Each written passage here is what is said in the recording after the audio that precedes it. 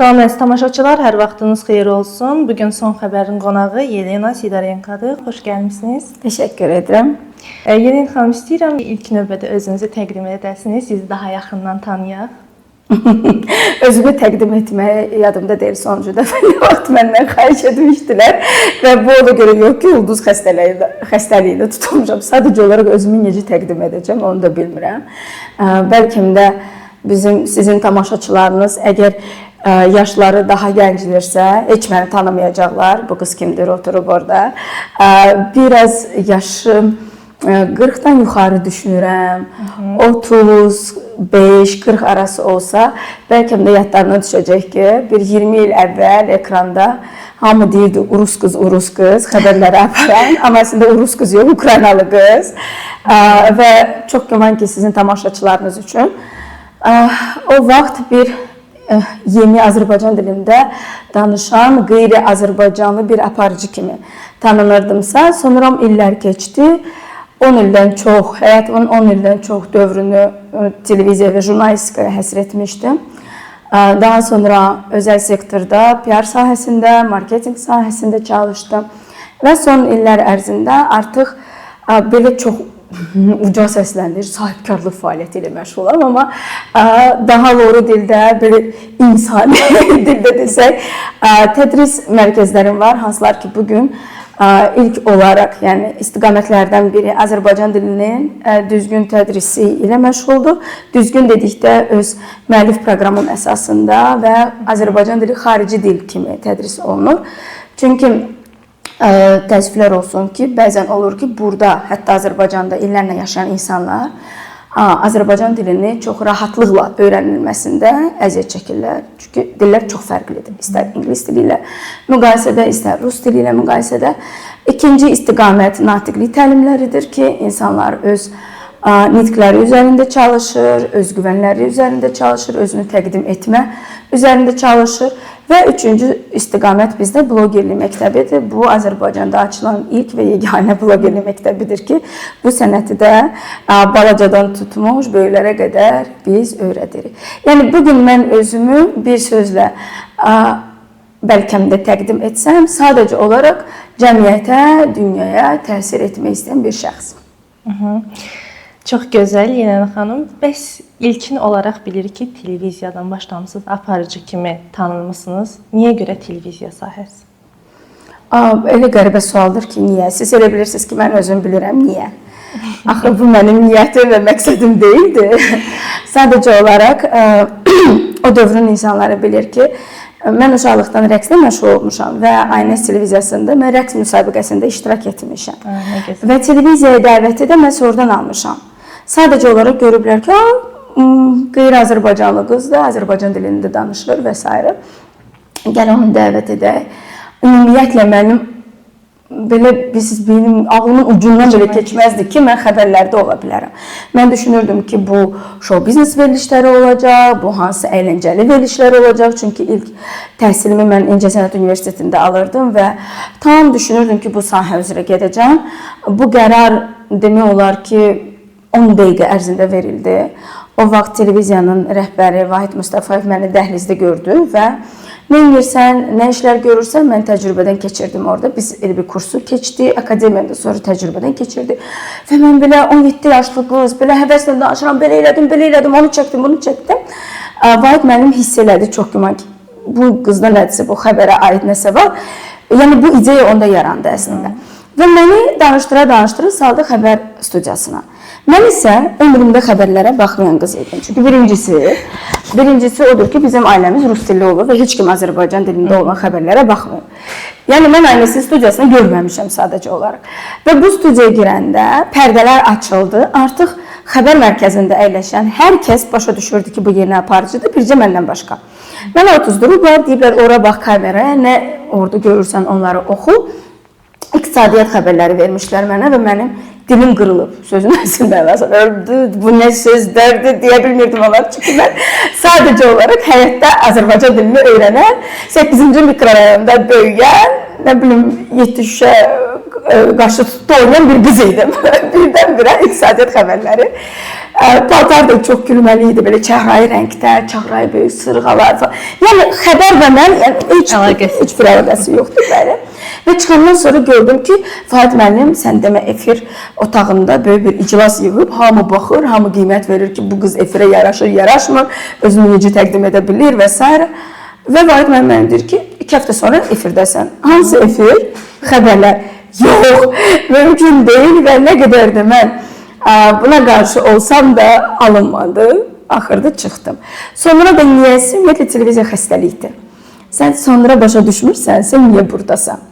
Və heç də hər kəsdə o cəsarət olmur ki, mənim kimi televiziyadan 2 dəfə çıxsın, geçsin. Hiss edirəm son günlərdə ki, yenə də qıcıqlanıram və qayıtma ehtimalları var. Amma ki, bilirsiniz, bir xəstəlik olaraq olur və mən insanlardan soruşanda ki, siz niyə çıxmırsınız? Bax, razı deyilsən, nəsə səni qane etmirsən, niyə gedib inkişaf etmirsən? Deyir, elə bilirəm mən oradan çıxandan sonra mən olmayacağım, amma elə deyil. Biz mən olaraq da qala bilirik çıxandan sonra. Yəni, niyə sualına təəssüflər olsun ki, deyə bilmərəm. Çox güman ki, Allahın bir planı mənim həyatıma belə idi. Təsadüflərə inanmıram. Məncə həyatda təsadüflər yoxdur, yalnız zərurətlər var. Deməli, belə olmalıydı. Amma o niyə, onun niyəsi mənimlə bağlı deyil və mənim niyyətimlə bağlı deyil, belə deyim. Siz məni qabaqladınız, mən belə bir sual da vermək istəyirdim ki, bəs yenidən qayıtmaq fikriniz varmı? Ümumiyyətlə təkliflər gəlirmi televiziya sahəsində? Təkliflər gəlir, biz qocalırıq. İndi daha gənclər daha populyar olur mənim fikrimcə.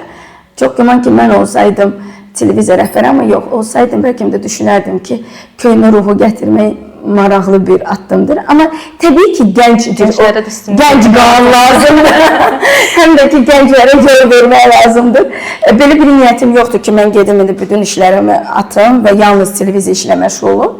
Amma həmişə fikirləşirdim ki, vaxt gələcək, mən sadəcə belə həftədə 1-2 dəfə gəlib, rahat efirimi aparıb çıxıb gedəcəm. Bilirsiniz, çox canımı qoymuşam, sağlamlığımı qoymuşam televiziyada.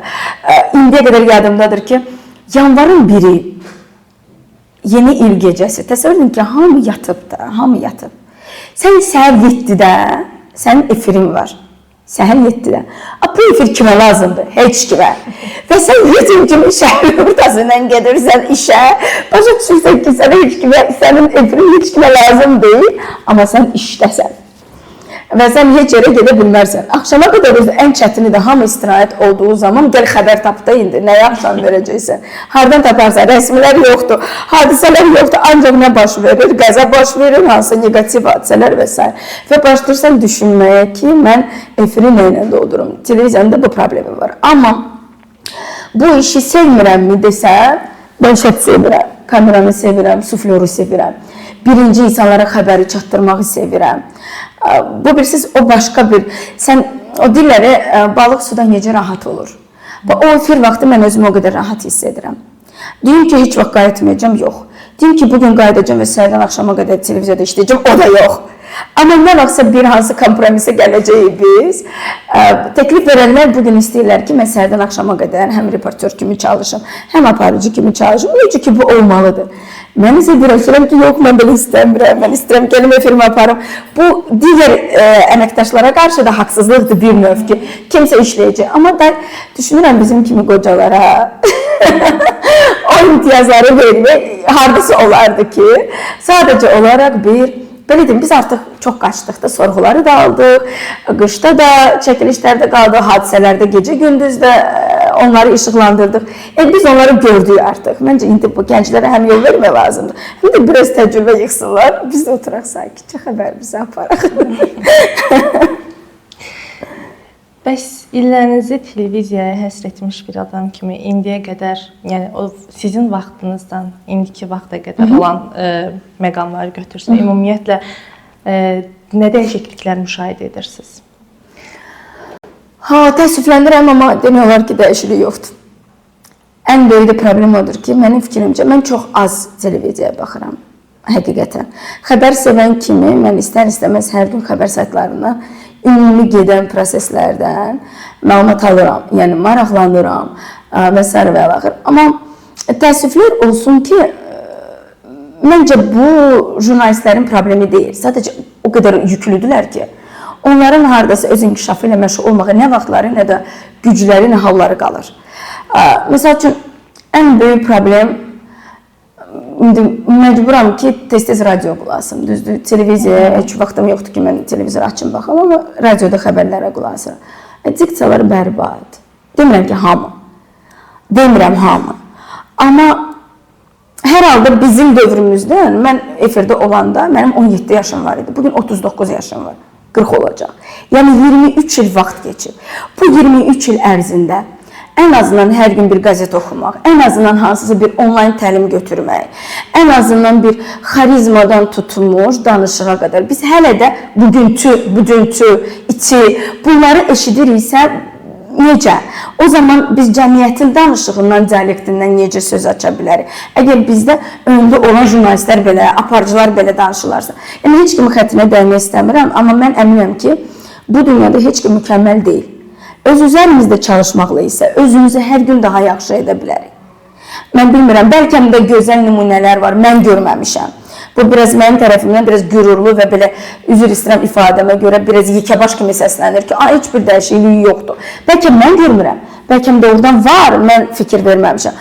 Amma mən inanın mənə ki, bir sıra radio olsun. Hətta olub ki, mən evdə oturmuşam, hansı kanalı açmışam və qulaq asmışam. Sadəcə olaraq övladımın bu belə dildə danışmağını eşitməyini istəmirdim və söndürürdüm. Yəni, adi bir, nədir bizi vətəndaş edən nədir birinci? Dövlətimizə və birinci dilimizə olan sevgidir. Əgər biz öz dilimizə o sevgini efirdə göstərmiriksə, aya ilə, fanla, cıynamı danışırıqsa, heç kimin dialektinin xətrini demək, yəni heç bir regionun, heç bir şəxsin dialektinin xətrinə və ya bir şəxsin xətrini demək istəmirəm. Mənim iş yoldaşım olub, o şəkili olub. Siz bilirsiniz, şəkillərdə necə şirin dialekt var. Mən bu oğlan mənimlə belə danışanda, dialektlə danışıb, efirə çıxanda sən 1 qram onun dialektini eşidə bilməzdin. Heç kim bizim köklərimizin kəsilməsinin tərəfdarı deyil. Hər kəsin bir kökü var, bir regionu var, bir danışıq tərzi var. Amma efir dili, o biraz fərqli olmalıdır. Və biz ilk olaraq özümüzə hörmət etməliyik. Bu bizə olan hörmətdir. Ona görə deyim ki, hansı bir xüsusi dəyişikliklərdən demək ixtiyarım var. Birincisi, onu hesab etmirəm. Çünki mən kiməm ki, kiməsə qiyməti verəyim. Amma yox, bir vətəndaş olaraq məndən soruşursunuzsa, təəssüflər. İstərdim ki, yəni bu 20 il ərzində xeyli irəliləyiş olmalıydı hər halda. Ən azından müasirləşmə getməliydi. Müasirləşmə pis mənada, yaxşı mənada müasirləşmə olmalıydı. Belə bir sual verim sizə. Ümumiyyətlə, xəbər aparıcılarının əksəriyyəti digər aparıcıları qəbul etmirlər.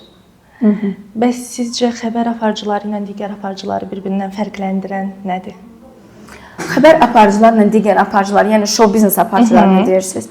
Ümumiyyətlə, bu tam fərqli sahələrdə axı, onları heç müqayisə etmək mümkün deyil. Amma elə xəbər aparıcıları var ki, müqayisə edir və hətta qəbul etmir onları aparıcı kimi. O, onların şəxsi fikridir. Mən düşünürəm ki, bizim ən böyük problemimiz odur ki, biz özümüzə baxmalıyıq, özümüzü dərk etməliyik. Öz zəif tərəflərimizi bilməliyik, öz güclü tərəflərimizi bilməliyik. Zəif tərəflərimizi bilərək onları inkişaf etdirməliyik. Güclü tərəflərimizi bilərək, gözəl istifadə edərək istədiklərimizə nail olmalıyıq. Və əgər bizim fokusumuz onda bundadırsa, inkişaf olmayacaq. Və siz də indi mənim bayaq dediklərimi öz sualınızla təsdiq etdiniz. Əgər kimsə, durub kimisə qəbul edirəm, qəbul etmirəm, nə əlaqəsi? Həyat bu qədər qısadır. Bax, bu qədər qısadır. Məni indi bugün kimsə görəndə deyir, biz sizi efirdə həmişə sevirdik, deyirəm 20 il keçib, siz məni necə olub ki, yadınızda çıxmır. Və 20 il necə tez keçibsə, insanlar onu hiss etmir. Həyat bax, bu qədər qısadır.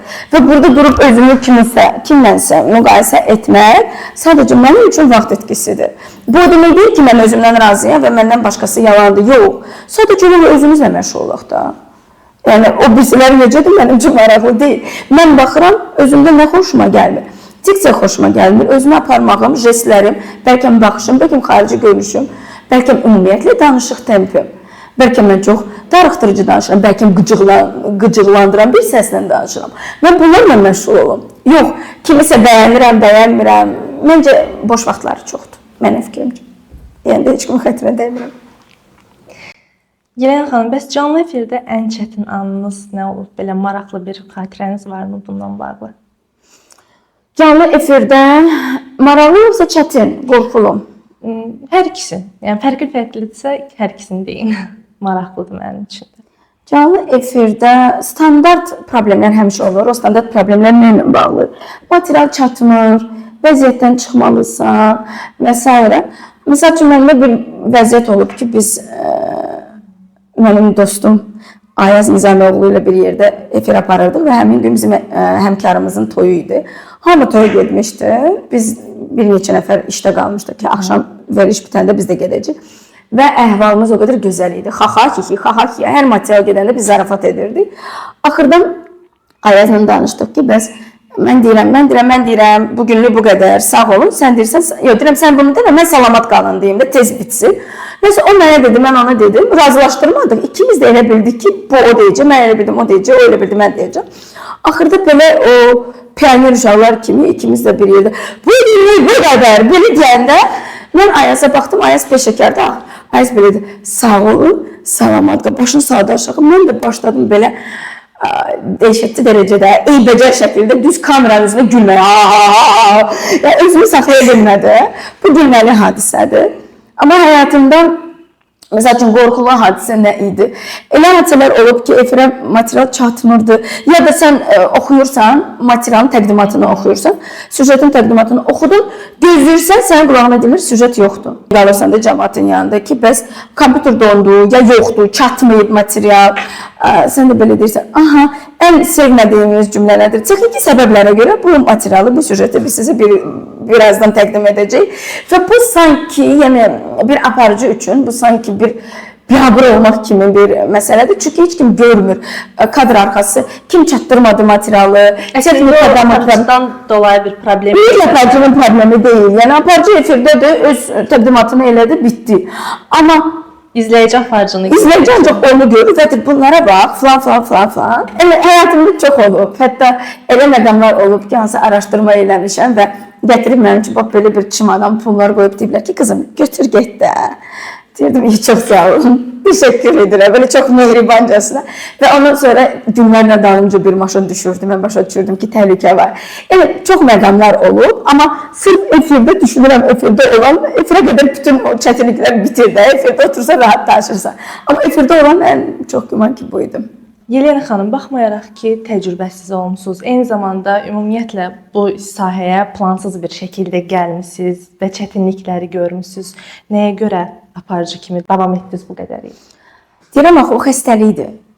Sən çıxa bilmirsən, sən hər səhər oyanırsan ki, bugün nə baş verir dünyada, ölkədə nə baş verir. Sən o bütün baş verənlərlə bir yerdə yaşayırsan, onun yarısı efirin bitir, zorla özünü yatağa çatdırırsan, yatırsan, səhər yenidən belə başlayır. Və sənin heç başqa istiqamət haqqında düşünmək vaxtın belə yoxdur. Ona görə mən bugün deyirəm ki, bəlkə də inkişaf baxımından insanlara çətindir özünə vaxt ayırmaq. Çünki xəbər çox ağır, çox çətin bir sahədir.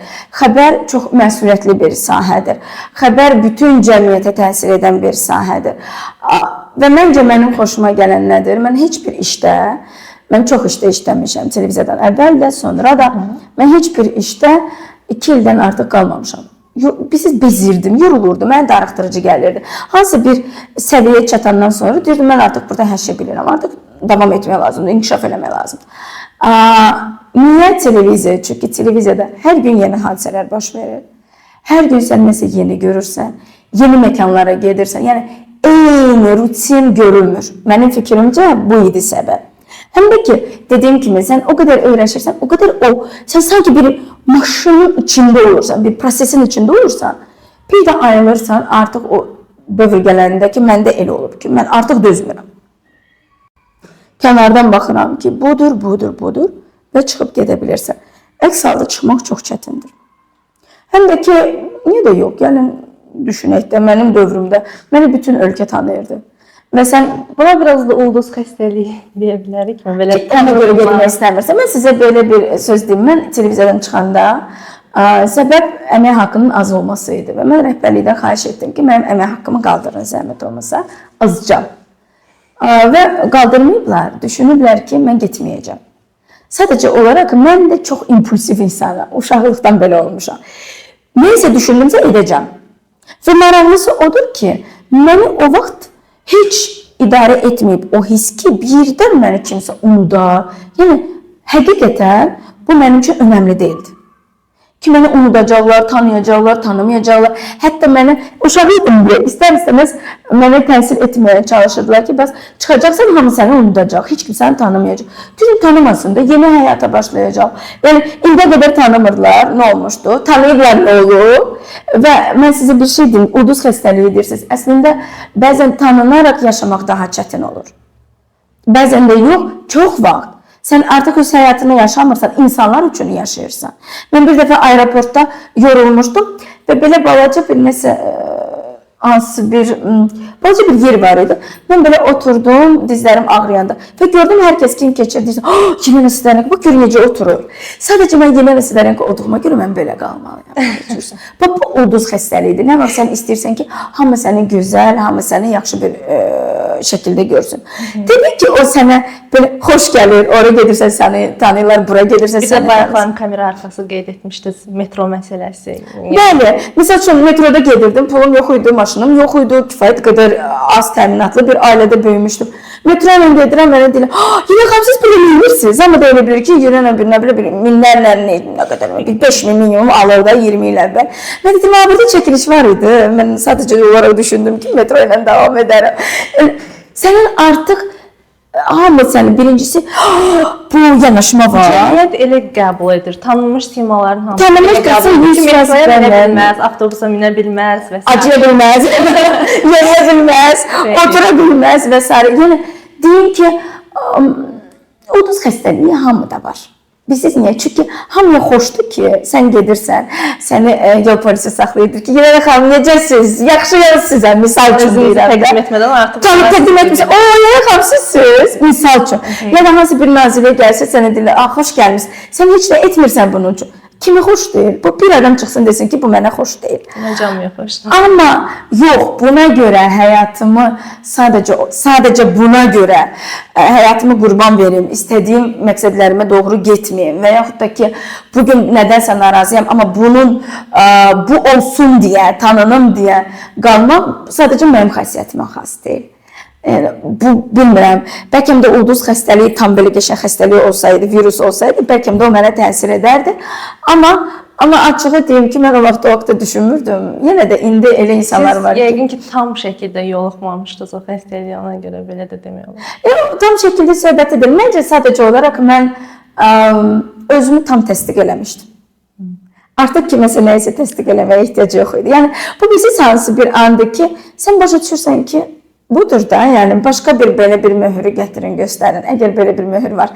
O, rus dilində deyirlər samodostatичный, yəni özgüvənli, özünə güvənən və tam özünü, tam belə deyim də, cəmiyyətə daxildən özünü göstərə bilən bir insan. Yəni, o vaxt mən düşünürdüm ki, yəni burada da kifayət qədər missiyamı yerinə yetirdim.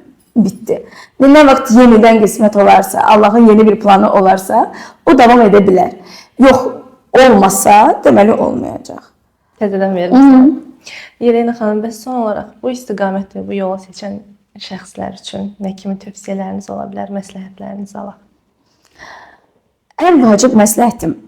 Mən həmişə nəyisə nail olanda, az da nail olmamışam. Nail olanda hər kəsdə bir sual yaranırdı ki, bəs bunun arxasında kim var? Heç vaxt da heç kim olmayıb. Bilirsiniz, birinci ən güclü arxam var, o da Allahdır. Özü yolu açanda açır. İkincisi də ki, həmişə bir xüsusiyyəti, mən indi bunu anlayıram. O vaxt özüm də başa düşmürdüm. Necə olur ki, insanlar mənim üzümə qucaq açır. Gəl bunu istəmizə alıb bunu eləyək. Mən başa düşmürdüm. Şanslı mıydım? Yox. Sadəcə olaraq bugün mən öz keçmişimi qiymətləndirəndə təlimlər zamanı mən onu etməyə məcbur idim ki, insanlara bugün öz güvəni aşılamaq üçün mən öz vaxtımı, nə vaxt mən özgüvənsiz idim, o vaxtlarımı belə xatırlayıb, başa düşməliyəm ki, mən bəs necə etdim bunu? Fərqlənmək, seçilmək, fərqli düşünmək. Hamı deyir ki, mən müsahibəni belə alıram, düzdür. Fərqli al. Özünüzü hazır mı hiss etmirsiniz? Deməli, addım atın, biraz mandraj olsun, biraz həyəcan olsun. Məndə olmayıb, ayaqlarım qıcılma olurdu. Amma o gətirib çıxardır ki, sən fərqlənirsən. Birincisi, həmişə bütün insanlardan, toplum sözünü sevmirəm deyə demirəm. Yəni, toplum sənin ətrafında olanlardan, sənin səviyyəndə olan belə deyim, eyni səviyyədə olan insanlardan fərqləməyə çalış. Yeni ideyalar verin. Fərqli baxın. Bir reportaj edirsiniz, onu fərqli yanaşmayla edin. O zaman yadda qalacaqsınız. Əgər sən jurnalistsən, əgər sən aparıcısansa, sən fərqlənməlisən. Çünki ölkəmizdə, hələ mən bilmirəm, 10 il əvvəl eşitmişim, 10 min jurnalist idi. İndi bilmirəm, məncə indi daha çoxdur. Kim yadda qalandır? Fərqli edin. Fərqlənən. Ona görə ya fərqlilik elə, ya özün fərqlən, ya hamıdan gözəl danış. Yəni, bir şeyi, nəyisə hamıdan yaxşı et. Ya ən gözəl sualları ver, ya enerjini ötür, ya enerjini yox, enerjini ötür. Azərbaycan dilində düzgün vurğu yadıma düşdü. Ya enerjini ötür. Öyle ötür ki, hamı desin ki, ayda bu qızın ya da bu oğlanın enerjisi möhtəşəmdir də. Bu insan danışanda adam ona baxmaq istəyir, misal üçün. Ya elə bir sual verir ki, hamı yuxudan oyansın desin ki, bu sualı bu xanım verib. Tamam, mənim müsahibəm olan Vüsalə xanımdır. İnşallah gələcəkdə efirədə çıxacaq və siz onu da görəcəksiniz. Yəni, baxın, hər şey ilk addımdan başlayır. Siz də gənc jurnalistsiniz bugün, düzdür. Sizin kimi bir çox gənc jurnalistlər olacaq. Vacibdir və önəmlidir. Özünüzü bir brend olaraq ilk gündən formalaşdırın. Özünüzü göstərməkdən qorxmayın. Hamımızda bir eyib var. Elə bilirsiniz, mən özümü belə çox bəyənirəm və yaxud da ki, öz danışığımı çox bəyənirəm. Yox. Sadəcə olaraq mən nəyisə ən yaxşı eləməyi bacarmağa çalışıram. Demirəm, bacarıram. Çalışıram. Siz də çalışın, alınacaq inşallah. Çox sağ olun Yenət xanım. Təşəkkür edirəm. Sizlə həmsöhbət olmaq mənim üçün çox xoş oldu. Dəvətinizi qəbul edib gəldiyiniz üçün minnətdaram. Qarşılıqlıdır. Çox sağ olun.